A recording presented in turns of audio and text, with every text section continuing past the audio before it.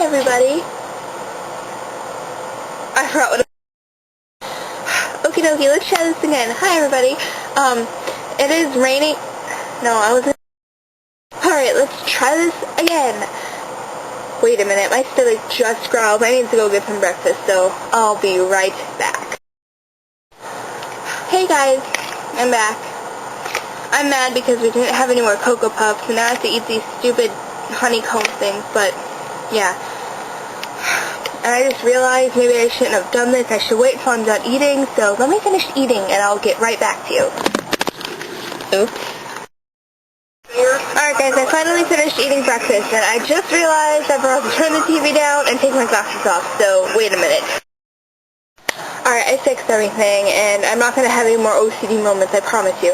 I'm dedicating this vlog to my friend Jen, who is XX Cherry Pop Rock XX, I think, on Hanson.net, because she's in love with Rob Thomas like I am, and the top 20 countdown is on right now that he's on, so I'm going to be taping this for her, and if all goes well, she'll love me, and we'll be best friends forever, because I told her I would tape it for her, and I'm keeping my promise.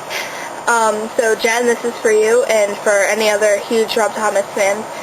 And I'm just waiting for it to come back on, so I will turn this back on when it comes back on because the battery in the camera is about to die. So, yeah. I'll see you in a few minutes.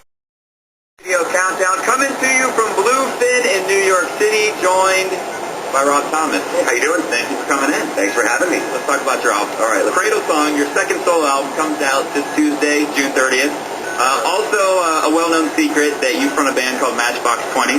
So for a novice music fan who's like, ooh, why can't these be Matchbox 20 songs? How different is your mindset going into creating a solo album? I think like for the writing process is kind of the same. Like I just write all the time, and then when I'm ready to do a new project, I kind of go through what I've been writing. But like for me, I'm a pop rock artist, and so with Matchbox, it kind of always skews more to the rock side. So when I do solo, I can kind of skew anywhere I want. Okay. So I have a chance to just kind of maybe do some songs that maybe the guys in Matchbox aren't feeling, or it doesn't kind of fit the collective. Because when we do a Matchbox record, it's like the four of us all have to love it, you know. And for this, I'm the only one that has to love it, yeah. And hopefully a couple other people. Yeah. But it seems because you've had success in your solo career, people would always ask you about the other. Yeah. So right now I'm going to ask you, when's the next Matchbox 20 album coming out? When you're touring with Matchbox 20, when's the next Rob Thomas solo album going to come out? Soon, actually. I'm going on the road with the solo record. But while I'm on the road, we'll be with the guys in Matchbox writing to figure out what the next Matchbox record's going to be. Because it's always good to kind of overlap them. But we must get back to the countdown. Let's do that. This is what we do here. I hear that. You count down videos. I love that. I love that about you guys. We have number 4 right now. All right, who's number 4? Waking Up in Vegas, Katy Perry. Who doesn't love that? So Jen, I hope you like that, because I did, even though I've already seen it like 3 times, but yeah, I'm sure he'll be on again because he interviews all the way until his video comes on. And he got number 2, in case if you're wondering, but I'll tape some of his music video too for you. And yeah, so I'm gonna let you go until that comes back on, okay? Bye. You've worked with Santana. I mean, we could go on for days. Stevie Wonder, Mick Jagger, Kenny Center Honors, with The Who. Biggest thrill in your musical career? Think about it for a second, or maybe just one. Well, I mean, working with Willie Nelson was it. Like, I'm a huge Willie Nelson fan, and I think just being able to spend a couple days with him and kind of get some of his mojo was pretty great. What was that like? I think it's humbling when you're with somebody who you think is, I think is one of the best American songwriters ever, and to kind of be there at a point in my career where I'm trying to figure out what it is I want to be, and seeing somebody who I think has it all figured out is pretty great. The other thing I think that was amazing was Live 8. Doing Live 8 with Stevie Wonder in Philadelphia, there was literally in the street 1 million people all the way through the streets of Philly. So like doing something like that, I think you'll never get a chance to do that twice. So it's pretty cool. And when did you feel that your career kind of took off, when you were on everyone's speed dial? I remember when you were just starting out in Matchbox 20, and then you're working with everyone. I'm like, whoa! I think it had to be smooth. Like working with Carlos, it was pretty great because I was just finishing up my first record. Carlos was going into a whole new stage of his career, and that one song was so big for both of us that it was a moment that we shared that makes us friends now forever, just because of that. And the oddest place that you've heard that song? I hear it everywhere. Yeah, I hear it. It's funny because I hear it at every wedding that you ever go to, right? and John Mayer once told me that him and I, because he has daughters and I have Smooth, so he's like, we have every wedding that we're going to be played at for the rest of our lives. It's a good song. Yeah, yeah. And we have one of your videos coming up. It's not number 3 though. What's number 3? Which means it's either 2 or 1. Number That's 3. Cool. Yeah, that's cool. 3's not bad though. 3's really good. 3's really good. David Cook. David Cook. Come back to me. Come back, David. Well then,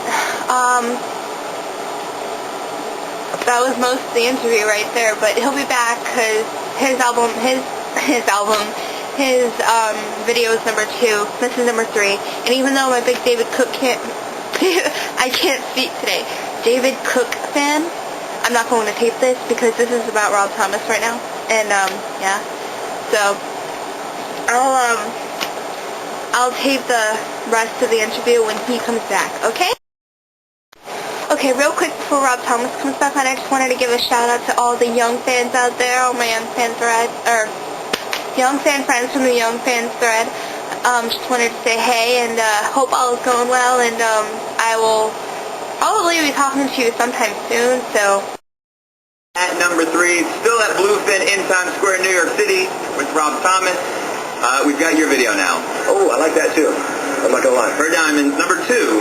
Now keep in mind your album comes out this Tuesday, June 30th. Yeah. So by the time the album comes out, maybe it'll be number 1. Maybe you can do a proper number 1 intro. But I don't want you to intro it yet. Okay, are you sure? Because I'm ready. Because I want to know how you got Alicia Silverstone out of music video retirement. How cool is that? She is friends with Dave Meyers. Dave Meyers, who I'm sure you guys know is one of the best video directors. He does films. He's a friend of mine. We work together, and he was friends with her. And I think when we were casting, it was all models. And when you have this, you got 3.5 minutes to get across an emotion with no dialogue. Mm-hmm. And so we knew we needed somebody who had a face that just, I think, had a lot of emotion in it. And she has this amazing eyes, and she has this way to do it, and she did a great job. So. Now, up until a couple weeks ago, I didn't even realize that was her. So many people say that. They've watched the video a few times but still didn't quite pick up that it was her. Because I'm like, what? Yeah. Really? Yeah. And so did you do that on purpose? Kind of like had her frozen, dark hair? Well, the frozen was, that was the whole idea. Was, we're trying to figure out, when you have a song that's it's a personal song, and I didn't want it just to be one of those videos where you show 2 people fighting in a room and then cut to me singing and just go back to the and David come up with the idea of the metaphor for, Diamond and this girl kind of being frozen by her fear, because that was what the song was about. And so that was already there, but I think, it was her idea to want to wear the wig and kind of change up her look a little bit. Cradlesong comes out this Tuesday, June 30th, and now it is time to introduce your video. Number 2 this week. Hey everybody, check out my new video, Her Diamonds, number 2 this week. Very happy. Ooh, the hill, she says I just can't win to lose.